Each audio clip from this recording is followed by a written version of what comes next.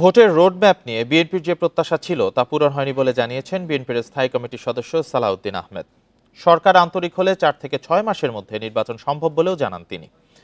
বুধবার রাজধানীর বনানীর করাইল এলাকায় জিয়াউর রহমান ফাউন্ডেশনের উদ্যোগে মেডিকেল ক্যাম্পের উদ্বোধনী অনুষ্ঠানে এসব কথা বলেন সালাউদ্দিন আহমেদ। গণতান্ত্রিক যাত্রায় কোনো কৌশল প্রয়োগ না করতে অন্তর্বর্তী সরকারের প্রতি অনুরোধ জানান তিনি। বিএনপির নেতা বলেন, ভোটের অপেক্ষায় আছে, তাই যত দ্রুত সংস্কার সেরে ভোটের আয়োজন করতে হবে। এ সময় সালাউদ্দিন আহমেদ বলেন, সরকারের বিভিন্ন সংস্থার ব্যর্থতায় সীমান্ত পাড়ি দিয়ে অনেক ফ্যাসিবাদের দোসররা পালিয়ে গেছে। দোসরদের পালাতে যারা সহযোগিতা করেছে তাদের চিহ্নিত করার দাবি জানান তিনি। এ সময় তত্ত্বাবধায়ক সরকার ব্যবস্থা প্রসঙ্গে বলেন, সংবিধানে এই ব্যবস্থা পুরোপুরি ফিরে আসা দেশ ও জাতির জন্য ইতিবাচক।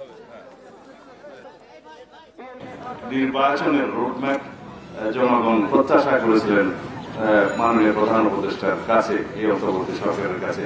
সেই প্রত্যাশা আমাদের পূরণ হয়নি। যে ঘোষণাটা এসছে গতকালকে প্রধান উপদেষ্টার পক্ষ থেকে তার প্রেস সচিব দিয়েছেন, সেটা ওনার ভাষণেরই একটি অংশ ছিল।